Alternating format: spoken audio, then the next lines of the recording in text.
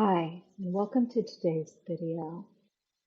We're going to break down one of the most disorienting and devastating experiences a person can face when everyone turns against you.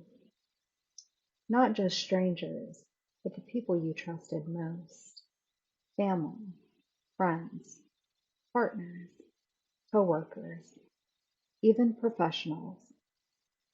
This isn't random. It's not just drama. And no, it's not because you must have done something wrong. This is what's known as a coordinated smear campaign, often fueled by a narcissistic abuse network, a system of manipulation where multiple people knowingly or unknowingly participate in the destruction of your credibility, relationships, success, and peace. Today we'll explore what a smear campaign is, who gets involved and why, the specific tactics narcissists use, the emotional and real-world consequences, and most importantly, what you can do to protect yourself and reclaim your life. What is a smear campaign? A smear campaign is a deliberate effort to destroy your name, your identity, and your support system. And here's the truth most people miss. Smear campaigns rarely come from just one person. They usually involve toxic exes who label you unstable or dangerous, family members who join the narrative, sometimes out of fear, resentment, or jealousy, friends who get manipulated or pressured to pick a side, coworkers or supervisors who quietly distance themselves or sabotage you, and worst of all, professionals in positions of power: doctors, therapists, caseworkers, landlords, HR reps, and even law enforcement officials, who may weaponize their authority to discredit or silence you. This is not simple social drama. This is coordinated defamation, a modern form of psychological warfare. Tactics used by narcissistic abuse networks. 1. Alienation. You begin to notice the shift. Texts slow down. Calls stop. People act cold or suspicious. This is intentional. The abuser wants you isolated, because when no one is left to vouch for your character, you become easier to control and harder to believe. 2. Triangulation. Triangulation is when the abuser inserts themselves between you and others, altering communication, distorting facts, and creating conflict. Examples: an ex tells your friends you're paranoid. A relative claims you're violent or emotionally unstable. The abuser then plays the role of the concerned hero, gaining sympathy while while undermining your reputation. This tactic severs your relationships and strengthens their control over the group. 3. Isolation after triangulation. Once triangulation fractures your connections, the abuser steps back. Now others, misinformed or emotionally swayed, begin to ghost you, blame you, or treat you with cold indifference. You might notice people stop inviting you. Friends or family go silent with no explanation. You're accused of being difficult, toxic, or the problem. You're excluded from social events or conversations. Suddenly, you're alone, and they make it seem like it's your fault. Why isolation is so dangerous. This isn't just painful, it's strategic. Isolation leads to emotional exhaustion, anxiety, depression, or even suicidal thoughts, increased vulnerability to manipulation or coercion, self-doubt. You start questioning if everyone else must be right. A silencing effect. You stop speaking because it feels like no one's listening. In professional settings, isolation can also mean losing job opportunities, being dismissed or misdiagnosed by doctors, having complaints ignored by HR or legal authorities. This is where smear campaigns move from emotional harm into systemic abuse. Professional defamation, when abuse becomes institutional. The most damaging smear campaigns happen when people with power participate.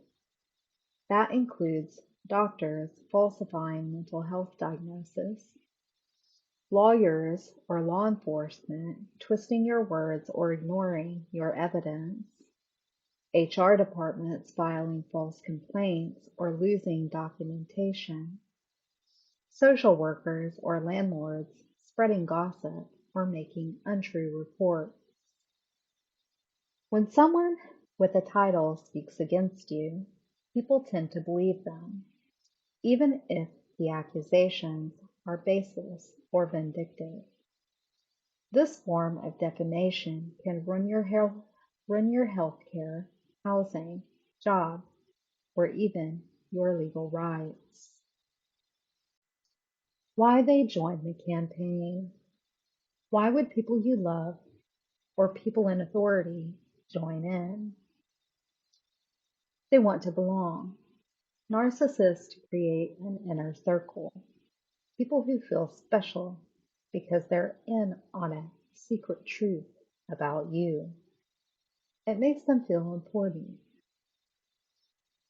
They already resent you. Some people harbor jealousy or bitterness for years. The smear campaign gives them permission to act on it. They fear being next. People see how you're being treated and decide it's safer to side with the abuser. They believe the first story they hear. Abusers move fast. They get ahead of the truth and shape the narrative before you even know you've been targeted. This is how lies gain momentum, through fear, ignorance, and complicity. The consequences: emotional and real-world damage. Victims of coordinated smear campaigns often experience PTSD, anxiety, or suicidal ideation, identity confusion and self-doubt, rejection by lifelong friends, family, and church communities, being blacklisted from work or falsely labeled in legal records, housing loss or medical discrimination, harassment and stalking in their own neighborhoods. Some people lose everything, not because of who they are, but because of the lies that others chose to believe. What you can do. Step-by-step survival plan. 1. Document everything. Save text, voicemails, emails, screenshots. Log incidents with time, date, and full context. Back up to cloud storage and an encrypted drive. 2. Stop explaining yourself to the wrong people. Some people have chosen their side, and it's not yours. Focus on truth seekers, not drama lovers. 3. Control your narrative. In legal or work settings, stick to facts. Use neutral language, calm, clear, and professional. 4. Protect your identity and safety. Change passwords. Use PO boxes or virtual addresses. Tighten privacy on social media. 5. Challenge professional lies. Request your medical, legal, or HR records. File former corrections or complaints with support from advocacy orgs.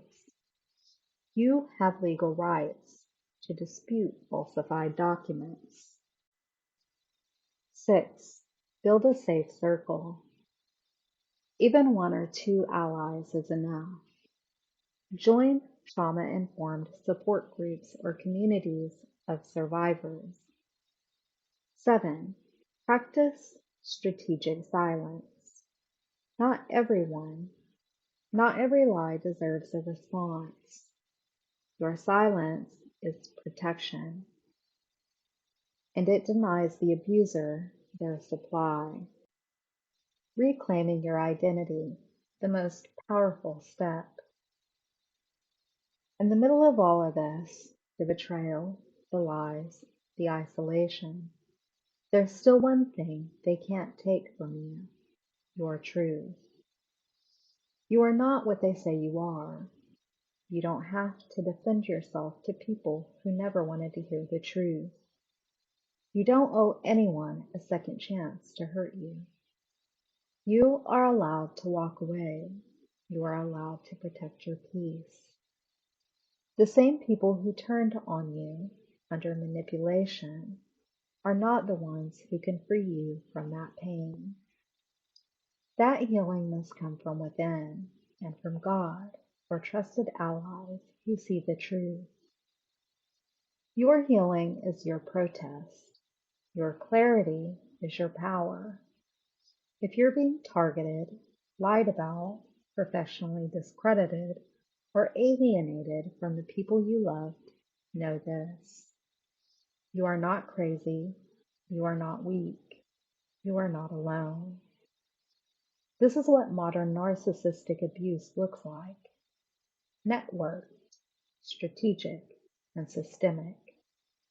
They isolate you so you won't speak. They smear you so no one will believe you.